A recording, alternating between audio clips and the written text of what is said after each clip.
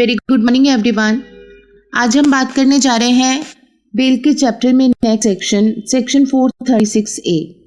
ये बताता है मैक्सिमम पीरियड ऑफ डिटेंशन के बारे में कि किसी व्यक्ति को ट्रायल के दौरान मैक्सिमम कितने टाइम पीरियड के लिए डिटेन किया जा सकता है। आप ये भी कह सकते हैं कि ये सेक्शन प्रिजनर्स के राइट्स की भी बात करता है कि ट्रायल के दौरान किसी व्यक्ति को अधिकतम किस सीमा तक बंदी बनाया जा सकेगा।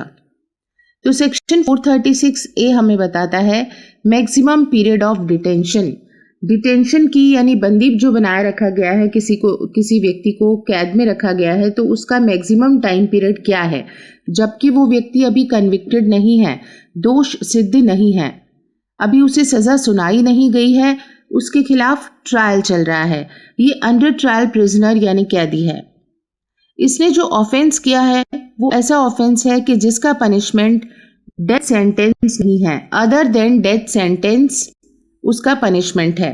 इस अंडर ट्रायल प्रिजनर के अगेंस्ट जो भी ट्रायल चल रहा है वो ऐसे अपराध का है कि जिस अपराध की सजा डेथ सेंटेंस यानी मृत्यु दंड नहीं है, उसके अलावा अन्य किसी सजा वाला उसने अपराध किया है और इस व्यक्ति को डिटेन किया गया है। कौन सी सिचुएशन के लिए? इन्वेस्टिगेशन के लिए, इंक्वायरी के लिए और ट्रायल के लिए। इन पर्पस से इस व्यक्ति को डिटेंशन में रखा गया है। ये कंडीशंस है सेक्शन 436A की।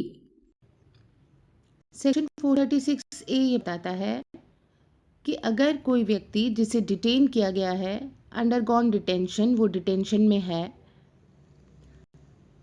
किस पर्पस से? इंक्वायरी, इन्वेस्टिगेशन या ट्रायल के पर्पस से, तो मैक्सिमम उसे कितना समय के लिए हम डिटेन कर सकते हैं ट्रायल के दौरान? 1/2 of the maximum period of imprisonment specified for that offence. उस ऑफेंस के लिए जो दंड निर्धारित किया गया है उसका मैक्सिमम 1/2 तक उसे डिटेन किया जा सकेगा अगर कि वो अंडर ट्रायल है। देखिए, जैसे एग्जाम्पल लेते हैं सेक्शन 379 IPC।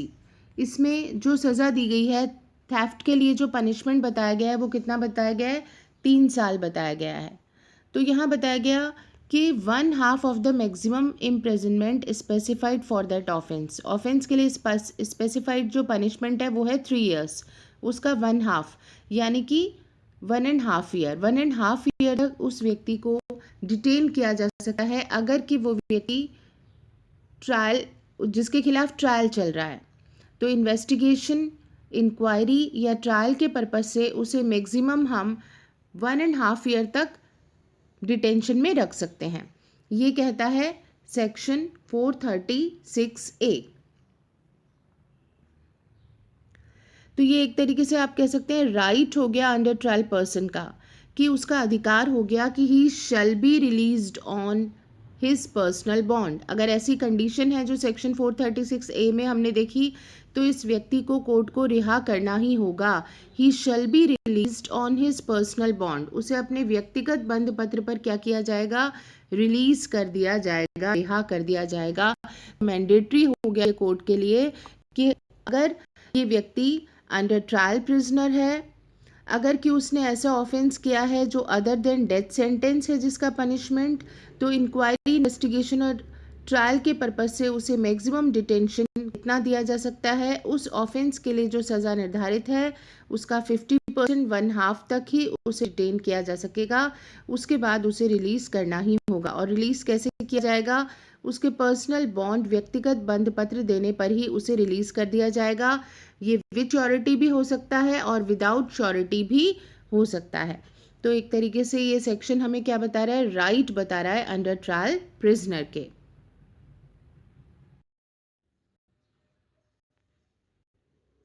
अब यहाँ देखते हैं प्रोवाइजो।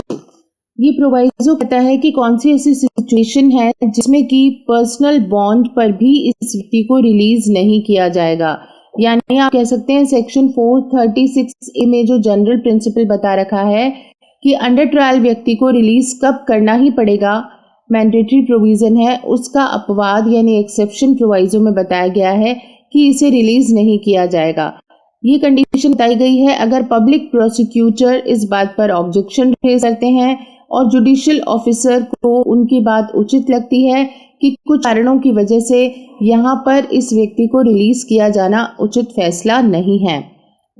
मे बी कि ये व्यक्ति खतरा पैदा हो सकता हो दूसरों के लिए, या ये व्यक्ति कन्विक्टेड पर्सन की कैटेगरी में आ रहा है, इसके खिलाफ ठोस एविडेंसेस मिले हैं और लेटर ऑन इसे हमें वापस डिटेन करना मुश्किल हो जाएगा। ऐसी कुछ परिस्थितियों में पब्लिक प्रोसिक्यूटर का ऑब्जेक्शन होने पर जुडिशियल ऑफिसर इसके रीजंस को रिकॉर्ड करेंगे और इस व्यक्ति को रिलीज नहीं करेंगे। तो जुडिशियल ऑफिसर रीजंस रिकॉर्ड करने के बाद और पब्लिक प्रोसिक्यूटर को सुनने के बाद ये फैसला ले सकते हैं कि या तो इस व्यक्ति को रिलीज ना किया जाएगा और इसको डिटेंशन में ही रखा जाए for a longer period. Longer period कौन सा हो गया, जैसे अभी हमने जाना था 1/2 पीरियड होगा। जो स्पेसिफाइड ऑफेंस है उसका 50% मैक्सिमम उसे डिटेन किया जा सकता है, लेकिन उससे भी ज़्यादा समय के लिए उसे बंदी बनाया जा सकेगा। तो अगर आपसे ये सवाल आता है कि ये जो कंपल्सरी प्रोविज़न है कि अगर अंडर ट्रायल प्रिजनर ने स्पेसिफाइड ऑफेंस का पनिशमेंट है उसका 50% इम्प्रिजनमेंट में निकाल दिया है, तो क्या उसके बावजूद भी उसे डिटेन किया जा सकेगा?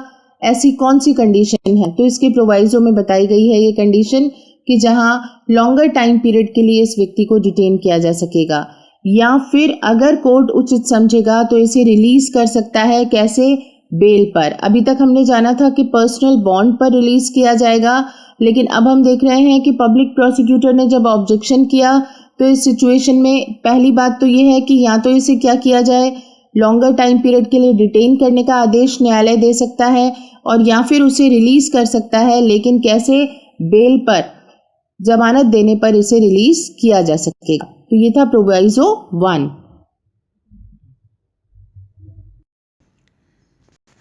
इसका प्रोवाइजो एक और आगे दिया गया है, इसको देखते हैं। यहाँ कहा गया कि no detention for more than maximum period of imprisonment. Imprisonment का जो मैक्सिमम टाइम पीरियड डिसाइडेड है उससे ज़्यादा डिटेंशन नहीं हो पाएगा। अभी इससे पहले प्रोवाइजो में आपने देखा कि कुछ ऐसी सिचुएशंस भी हैं जहां उस व्यक्ति को बेल पे रिलीज नहीं किया जा रहा है और फर्दर डिटेंशन का ऑर्डर दिया जा रहा है। तो यहाँ कहा जा रहा है कि जो उसे हम लॉन्गर टाइम पीरियड का डिटेंशन दे रहे हैं वो किसी भी सूरत में उस ऑफेंस के लिए जो सज़ा निर्धारित की गई है उसके मैक्सिमम टाइम पीरियड से ज़्यादा एक्सीड वो लिमिट नहीं हो सकती। जैसे आपने देखा था सेक्शन 379 का एग्जाम्पल, उसके लिए मैक्सिमम जो पनिशमेंट 3 इयर्स है, तो इस व्यक्ति को हम लॉन्गर टाइम पीरियड का डिटेंशन अगर देंगे तो मैक्सिमम 3 इयर्स तक दे सकते हैं, उससे ज़्यादा नहीं। यानी उस ऑफेंस के लिए जो सज़ा निर्धारित है उससे ज़्यादा डिटेंशन में उसे नहीं रखा जाएगा अगर कि वो अंडर ट्रायल है। अब यहाँ एक एक्सप्लेनेशन बताया गया है। ये एक्सप्लेनेशन कहता है कि period of detention passed due to delay of accused not included. अगर यहाँ पर एक्यूज्ड की डिले करने की वजह से डिटेंशन का जो पीरियड है वो एक्सटेंड हुआ है, वो बढ़ा है, तो उसमें कोर्ट की या और प्रोसीडिंग एडमिनिस्ट्रेशन की मिस्टेक नहीं मानी गई है, इसीलिए इस टाइम पीरियड को यहाँ कैलकुलेट नहीं किया जाएगा। हम जो 1.5 टाइम पीरियड कैलकुलेट कर रहे हैं सेक्शन 436 के अकॉर्डिंग, 436A के अकॉर्डिंग, तो उस टाइम पीरियड में कौन सा टाइम पीरियड नहीं जोड़ा जाएगा? वो पीरियड ऑफ डिटेंशन जो एक्यूज्ड ने या अंडर ट्रायल प्रिजनर ने पास किया है, लेकिन उसमें गलती किसकी थी? एक्यूज्ड की ही डिले या लापरवाही थी, तो उस टाइम पीरियड को यहाँ ऐड नहीं किया जाएगा। तो यहाँ ये सेक्शन हमारा कंप्लीट होता है। आपने सेक्शन 436A में ये जाना कि maximum time period of detention क्या होगा अगर कि कोई अंडर ट्रायल प्रिजनर है जिसने कि डेथ सेंटेंस के अलावा कोई प्रकार का ऑफेंस किया है। कंडीशंस क्या हैं कि इन्वेस्टिगेशन, इंक्वायरी या ट्रायल के टाइम पर इस व्यक्ति को डिटेन किया गया है और इसने जो डिटेंशन में टाइम पीरियड निकाला है वो स्पेसिफाइड ऑफेंस का जो 1/2 है वो डिटेंशन में निकाल चुका है।